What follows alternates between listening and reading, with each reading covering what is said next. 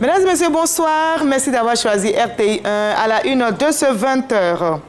La Côte d'Ivoire présente ses acquis en matière de production énergétique en Tanzanie.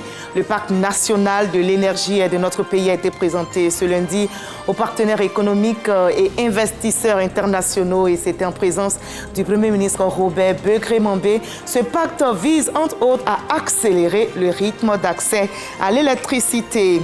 Les équipes qualifiées pour la CAN 2025 au Maroc connaissent leur sort.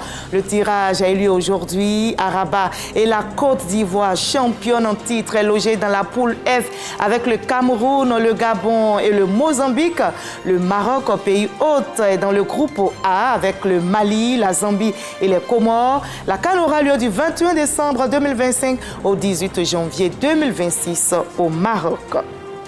Le sport amateur capte aussi l'attention, pratiqué de manière ludique, en famille ou en groupe d'amis. Il est recommandé pour la santé et impose une discipline personnelle.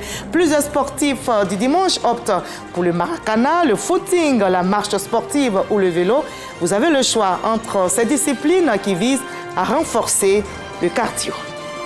La tension reste vive à Goma en RDC où les combats se poursuivent. Les rebelles du M23 et des effectifs des forces spéciales rwandaises ont investi plusieurs quartiers de la capitale provinciale ce lundi. Le Conseil de sécurité de l'ONU, réuni la veille en urgence, réclame des sanctions contre Kigali et le retrait des forces extérieures. Soyez les bienvenus sur RTI 1. Le Premier ministre Robert Begré-Mambé est en mission en Tanzanie. Il représente le chef de l'État Alassane Ouattara au sommet des chefs d'État africains sur l'énergie. En marge de l'événement, il a eu une série de rencontres. Le chef du gouvernement ivoirien a été reçu par les présidents zambiens et malgaches. Des axes de coopération ont été évoqués et la collaboration sera renforcée dans divers domaines. Voilà, on l'a tous appris, la CAN 2025 au Maroc. Les équipes connaissent maintenant leur sort. Le tirage a eu lieu aujourd'hui même à Rabat et la Côte d'Ivoire, qui est championne en titre, va jouer donc ce titre. Et c'est la Côte d'Ivoire est logée dans la poule F avec le Cameroun, le Gabon et le Mozambique. Le Maroc qui accueille cette compétition cette année est logé dans le groupe A avec le Mali, la Zambie et les Comores. La CAN aura lieu du 21 décembre 2025 au 18 janvier 2026 au Maroc.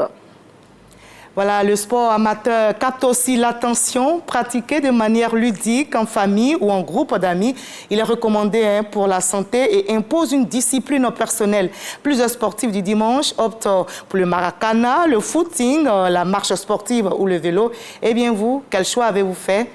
Parce que ce sport renforce votre cardio. Didier Nguessan, le reportage.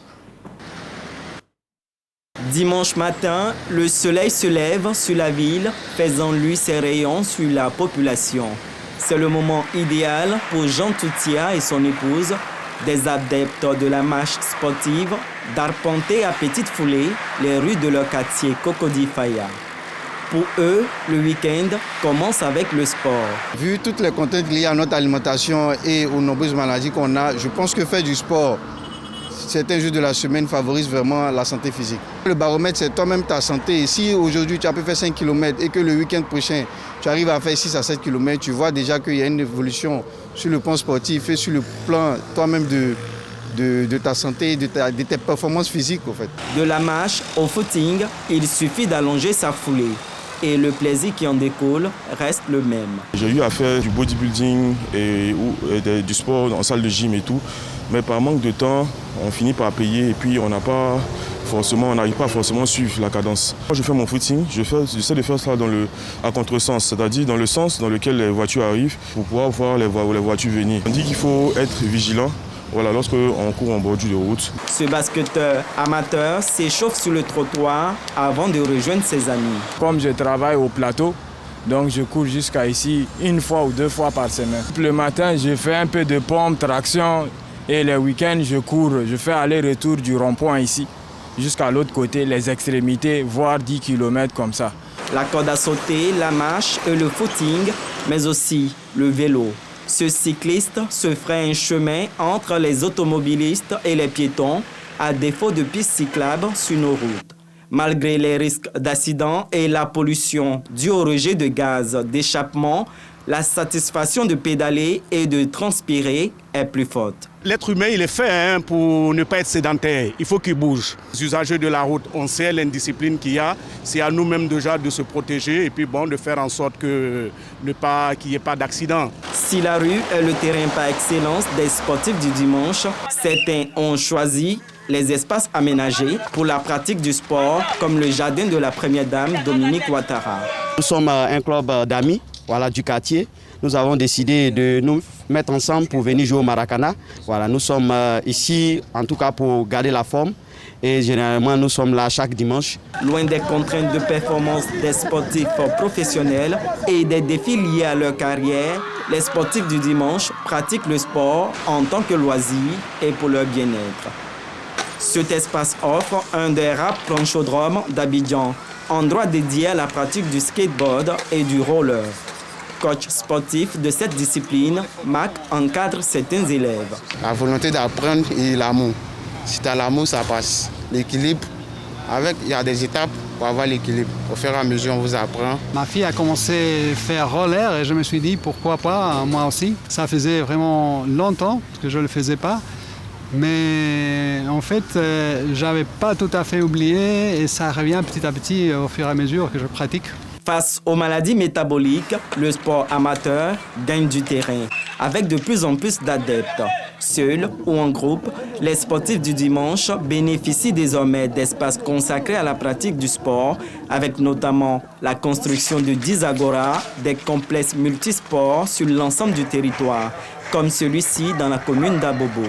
Les élus locaux encouragent leurs administrés à la pratique du sport pour une émulation plus saine et susciter pourquoi pas des vocations pour entrevoir au besoin une carrière professionnelle dans le sport.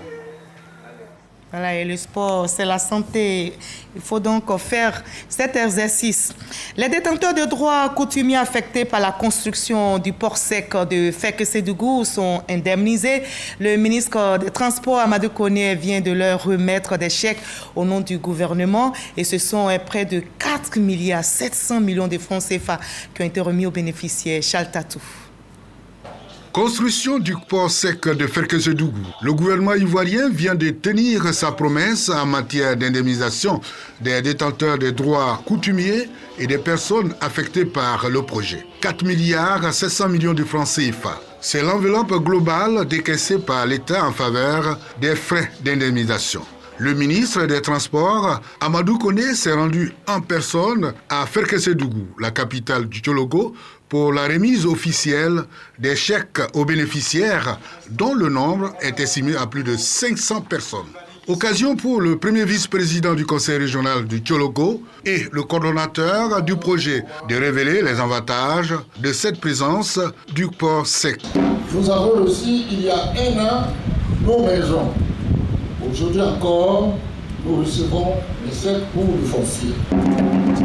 Monsieur le ministre, l'ensemble de nos populations tient à remercier le président de la République, son Excellence, Alassane Ouattara. Monsieur le ministre d'État, président du Conseil régional du Tchologo, voudrait enfin saluer les braves populations de Fekese-Dougou. Chers parents, votre présence massive et de qualité à cette cérémonie témoigne de votre foi inébranlable au succès du projet. Le ministre des Transports, lui, témoigne sa gratitude au chef de l'État, Alassane Ouattara, pour cette action en faveur du développement de la région. À la remise des chèques aux détenteurs de droits coutumiers sur la parcelle du domaine portuaire au titre de l'indemnisation du foncier pour une enveloppe totale de 4,7 milliards de francs CFA.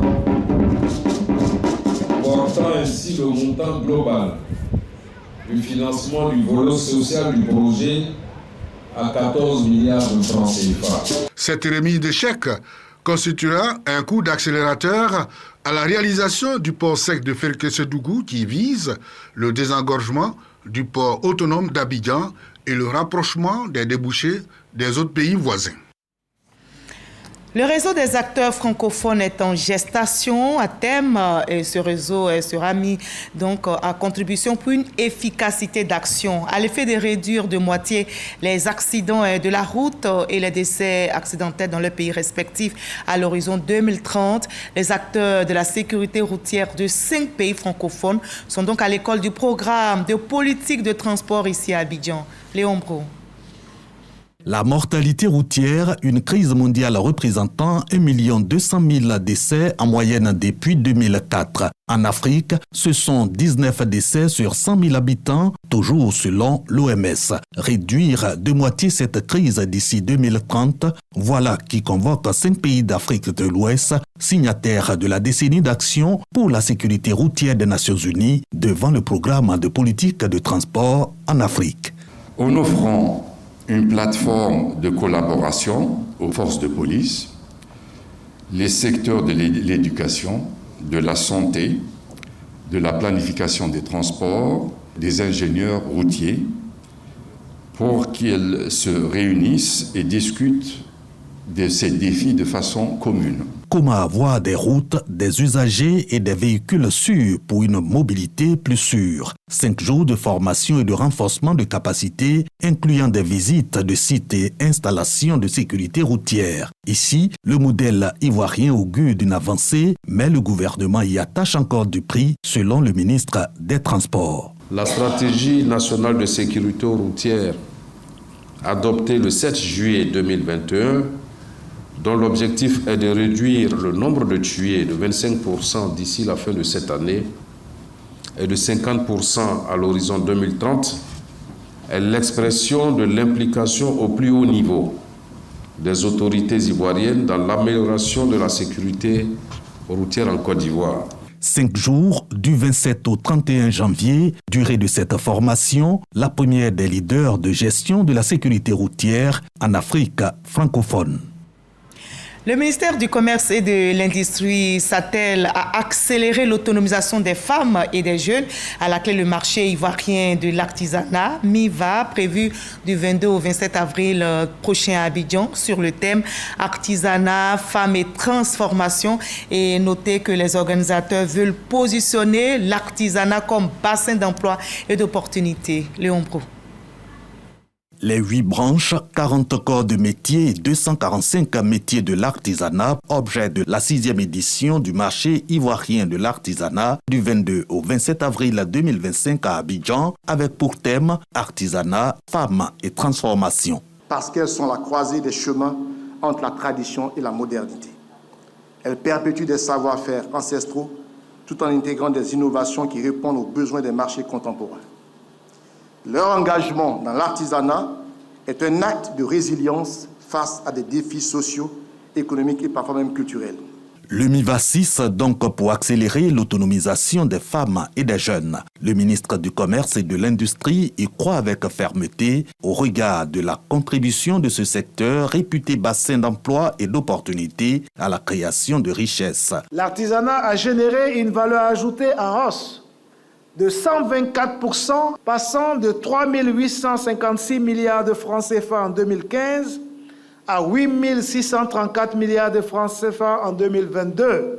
Ce secteur fournit plus de 70% des emplois et concerne 90% de la main-d'œuvre des entreprises. Souleymane Diarra place le MIVA 6 sous le sceau de la modernisation et de la digitalisation et indique que ce rendez-vous vient couronner les réformes du gouvernement pour transformer l'artisanat à la clé des innovations. 10 pays et 600 exposants attendus au MIVA 2025. En 2023, ce marché a mobilisé 200 exposants et généré 600 emplois directs et 2 milliards de francs CFA. Voilà, et c'est officiel. La semaine des douanes ivoiriennes est ouverte pour 2025. Le ministre Adama Coulibaly vient de fixer les objectifs. La direction générale des douanes s'attelle donc à poursuivre sa mue sur la voie de la modernisation. Des agents ont été distingués, vous allez le voir, et ils sont très déterminés à relever les défis. Juliette Ouya, Ami Sangari. Ils ont été récompensés pour leur abnégation au travail lors de la 11e édition de la Semaine des douanes ivoiriennes, couplée à la 72e journée internationale de la douane. 13 agents et autres partenaires reçoivent des mains du ministre des Finances et du Budget, Adama Coulibaly, des distinctions de l'Organisation mondiale des douanes. Cette distinction est le couronnement des efforts déployés par la Direction générale des douanes en matière de renforcement du partenariat avec le secteur privé. C'est un certificat que nous recevons avec beaucoup de fierté et c'est un message d'encouragement par rapport au travail que nous accomplissons. Des performances qui satisfont les douanes ivoiriennes. En effet, l'exercice 2024 a été productif. L'efficacité est au cœur de toute administration moderne et constitue pour nous, fonctionnaires de douane, une invitation à atteindre nos objectifs de recettes et à réduire les délais de passage des marchandises et les coûts des procédures douanières. Vous avez pu réaliser une progression significative au dernier trimestre, nous permettant d'atteindre 96,5% de l'objectif annuel avec des recettes douanières de 2728,67 milliards de francs CFA, soit un taux de progression de 9,56% par rapport à l'année précédente. Pour l'année 2025, l'objectif assigné à la douane est de 3 325 milliards de francs CFA. Au menu de la 11e édition de la Semaine des douanes ivoiriennes, des panels et autres séminaires bilans. Voilà, les jeunes de Côte d'Ivoire ont aussi leurs ambitions et objectifs clairs. Le rideau est tombé sur la 3e édition du Grand Salon international des lycéens et étudiants de Côte d'Ivoire. 3 jours de rencontres qui ont permis à ces jeunes de nouer des contacts et opportunités après leurs études. Amidera Souba, Fernand Conan. Après le baccalauréat, un nouveau chapitre s'ouvre pour les élèves, mais nombreux sont ceux qui, par manque d'informations, font de mauvais choix pour la suite de leur formation. Le Grand Salon international de l'orientation des lycéens et étudiants vient à point nommé. Donc ce salon nous permet en quelque sorte de s'orienter, d'anticiper et d'avoir quelques idées si c'est ce que nous pouvons faire après le bac. My Campus Fair se veut une plateforme d'excellence dédiée à l'échange, à l'innovation, des institutions de renom, des experts de divers horizons qui pourront permettre aux étudiants d'explorer une multitude de voies éducatives et professionnelles. Ce salon se positionne comme une source d'opportunités pour ces jeunes élèves et étudiants. Votre présence témoigne de votre souci constant d'encadrer la jeunesse ivoirienne. Le Salon international d'orientation des élèves et étudiants de Côte d'Ivoire est à saluer. En effet, la plupart de nos enfants, après la première année, décident de changer de filière, quitte à perdre une année. Cela témoigne de l'ampleur de leur désarroi, tout simplement parce qu'en amont, ils n'ont pas eu les bonnes informations. Pour cette édition, ce sont les meilleures écoles de la France, la Tunisie, du Maroc, du Rwanda, du Cameroun et de la Côte d'Ivoire qui échangent avec les jeunes. Régionales et les populations de la Bagoué s'engagent à intensifier leurs efforts pour relancer le développement de la région. Notez que le ministre Bruno Koné-Nabagné, également président du conseil régional de la Bagoué, a appelé à l'unité et à la collaboration pour poursuivre les initiatives de développement. Chalta Touple, le reportage. Le ministre de la Construction, du Logement et de l'Urbanisme, président du conseil régional de la Bagoué, a entamé sa tournée de travail par le village de Sianla, localité du département de Kouto où la population brûlait d'envie de le voir. Ici, il a été question d'une livraison d'écoles maternelles construite par le conseil. Une réalisation appréciée par les élus et cadres. Je voudrais lui dire merci pour tous les efforts. Je suis à sa disposition. Je ne peux que mobiliser les frères qui n'ont pas encore compris le vrai sens de ce qu'il fait en termes de développement, en termes d'union, en termes d'unité des fils et filles de la Bagoué. Idem à Mounini. où un bâtiment de 300 de classes et un bureau de maître ont connu des travaux de réhabilitation. Cap sur Ndéou, village également dans le même registre de réhabilitation. Ici, c'est la toiture d'un bâtiment de 300 de classes qui a été réhabilité. Dernière étape de la tournée, le village de Nibrini, bénéficiaire de 2 pompes à motricité humaine. Avant, on partait jusqu'au Marigot pour aller chercher l'eau. Mais depuis qu'il y a le forage, on arrive à voir l'eau tout près. Et ça nous aide beaucoup. Franchement, je dis merci au ministre. Le ministre Bruno Koné satisfait de sa tournée de travail. Au-delà des inaugurations, ce que nous souhaitons, ce sont les échanges avec les populations pour entendre leurs besoins, pour entendre également leurs ressentis par rapport à l'action que nous menons. Nous partons enrichis par rapport à tout ce que nous avons vu et entendu. Et ça veut dire que le travail va se poursuivre dans les axes qui ont été indiqués par les populations elles-mêmes. Coût global de réalisation de ces 3 infrastructures livrées, plus de 60 millions de francs CFA.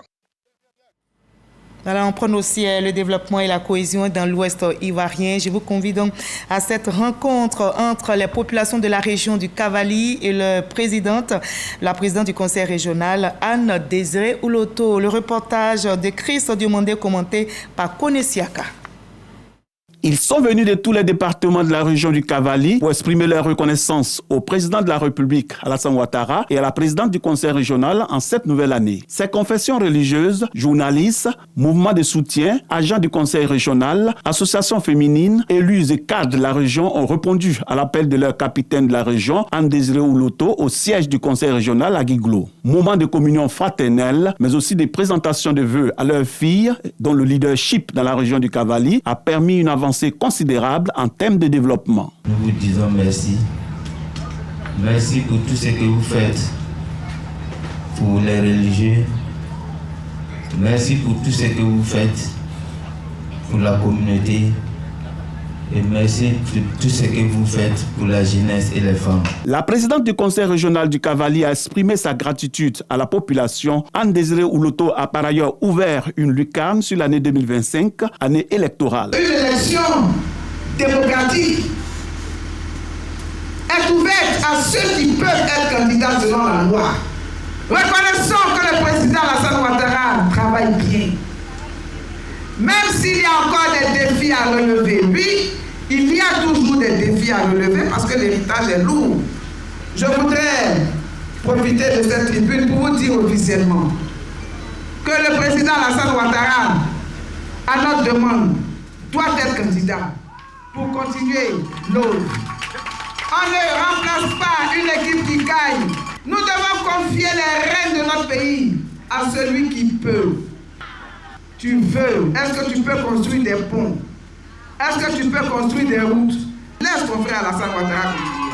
Cette nouvelle année marque ainsi une confiance renouvelée entre le peuple ouai, les halogènes et leur leader Anne Désiré Ouloto, gage de la région du Cavali en pleine croissance. Voilà, on sème la paix ainsi que le développement partout en Côte d'Ivoire. Siandou Fofana, coordonnateur régional principal du RHDP de l'Indénié Duablin, se prépare pour une tournée dans sa région. Il a tenu une rencontre ici à Abidjan pour mobiliser les cadres et les élus. Le coordonnateur régional principal du RHDP, le Rassemblement des oufouettistes pour la démocratie et la paix de l'Indénié Duablin, le ministre Siandou Fofana, sonne la mobilisation active pour une victoire du RHDP dans l'Indénié Duablin et la candidature du président Alassane Ouattara. D'où la tenue d'une réunion préparatoire avec la coordination du parti dans l'est de la Côte d'Ivoire, avec en ligne de mire l'opération d'adhésion des populations à la candidature du président Alassane Ouattara. Aller à la conquête de l'opinion, investir le terrain pour mobiliser tous nos parents, tous les électeurs, pour les lire comme ça l'a jamais été dans l'Indénié Duablin avec un score historique pour l'élection de 2025. Passer un message d'apaisement pour que la paix règne dans notre région qui est l'Indénié Duablin. Chacun a pris l'engagement d'aller s'investir, travailler à planifier une paix durable dans notre région et que ces élections se passent dans la concorde, dans la paix et dans la convivialité. Siandou Fofana a annoncé une action de mobilisation d'envergure dans les 3 départements de l'Indigné-Djuablin qui marquera le point de départ d'une vaste opération de mobilisation dans les campements, hameaux, villages et localités visant à obtenir l'assentiment des populations pour la candidature du président Alassane Ouattara. La tournée démarre le 1er février prochain. Reportage réalisé par Julien Gogo et Abou Sanogo. Au Palais Royal à Sakassou, où je vous conduis, vous allez le voir, les chefs traditionnels du Vébaoulé ont présenté le vœu de nouvel an à Sa Majesté Nana Kwaku Dié II, roi des Baoulés. Et ensemble, ils ont invoqué la paix, l'unité, le vivre ensemble. Le reportage de Boubacar Silla, commenté pour vous par Soro Corona. Des chefs de canton, des tribus et des villages chez Sa Majesté Nana Kwaku Dié II, roi des Baoulés. Les délégations venues des 39 cantons que compte le royaume baoulé sacrifient à la tradition au palais royal de Sakassou. Les têtes couronnées et les cadres avec à leur côté Emmanuel Aoutou Koufi, ministre directeur du cabinet du vice-président de la République. C'est l'édition 0. Nous lui souhaitons une bonne santé, de fer, longévité, sagesse, pour qu'il puisse régner sur le royaume des Baoulés. Les garants de la tradition ont profité de cette rencontre conviviale pour faire le point des actions menées pour la consolidation de la paix, la cohésion sociale et le vivre ensemble. Désormais, le peuple baoulé se retrouvera chaque année ici à Sakassou, dans la cour royale des Baoulés, pour d'une part chanter l'hymne de la paix en présentant ses vœux de nouvel an à son roi, et d'autre part recevoir les bénédictions des mânes pour une année prospère au profit des fils et des filles du royaume. Le porte-parole du roi exhorte les chefs traditionnels et les cadres à continuer d'œuvrer au quotidien pour l'union et la fraternité. 14e roi des Baoulés dans l'ordre de succession, Sa Majesté Nana Kwaku Dié II a été intronisé en juin 2024. Depuis lors, il conduit la destinée du peuple baoulé sur des chantiers de développement et multiplie les actions contribuant à la cohésion des communautés. Le royaume baoulé s'étend sur 7 régions administratives de la Côte d'Ivoire. Voilà, et la prière occupe aussi une place de choix. Le 12 avril prochain, au stade Léon Robert de Mans, les communautés protestantes évangéliques de la région du Tonkpi vont organiser une grande croisade de prière pour notre pays, pour la paix et la stabilité en Côte d'Ivoire. L'annonce a été faite au cours d'une rencontre entre les autorités religieuses de la région et Claude Ossaï, chef de cabinet du président de la République. Soro Corona pour le reportage.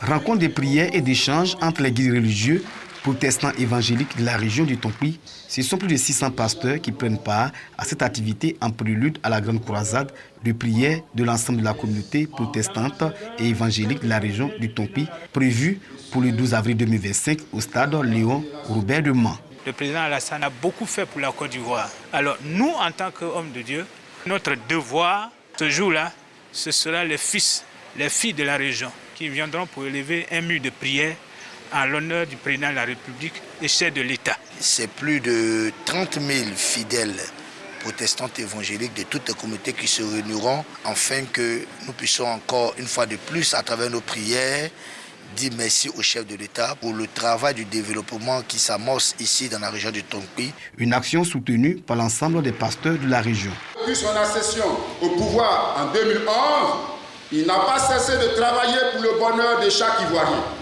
Nous sommes fiers d'avoir un président bosseur. Le chef de cabinet du président de la République, fils de la région, se réjouit de cette initiative de haute portée spirituelle. Nous allons donc briser les murs de la méfiance, nous allons briser les murs de la pauvreté afin que demain, de l'ouest du Tonkpi, les paroles puissent atteindre toute la Côte d'Ivoire et que Dieu puisse étendre sa main sur notre pays, mais surtout qu'il accorde grâce, santé et bénédiction au président Alassane Ouattara. Cette activité a vu la participation de plusieurs responsables d'autres confessions religieuses.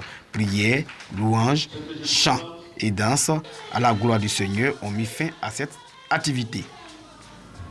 Voilà, et on prie pour que la paix survienne en RDC. La tension reste vive à Goma où les combats se poursuivent. Les rebelles du M23 et des effectifs des forces spéciales rwandaises ont investi plusieurs quartiers de la capitale provinciale. Ce lundi, le Conseil de sécurité de l'ONU, réuni la veille en urgence, réclame des sanctions contre Kigali et le retrait des forces extérieures. Nous sommes le 27 janvier aujourd'hui et il y a 80 ans, le camp de concentration et d'extermination d'Auschwitz en Pologne était libéré par l'armée soviétique. Près d'1 million de Juifs y sont morts entre 1940 et 1945. Et bien ce 27 janvier, l'humanité revient sur cet événement avec des témoignages de survivants. C'est la journée de la mémoire de l'Holocauste, un souvenir douloureux pour les rescapés qui appelle à ne plus répéter cette histoire qui a détruit des vies, déchiré des familles. Que la paix règne partout dans le monde. Je vous retrouve demain dans la paix, bien sûr.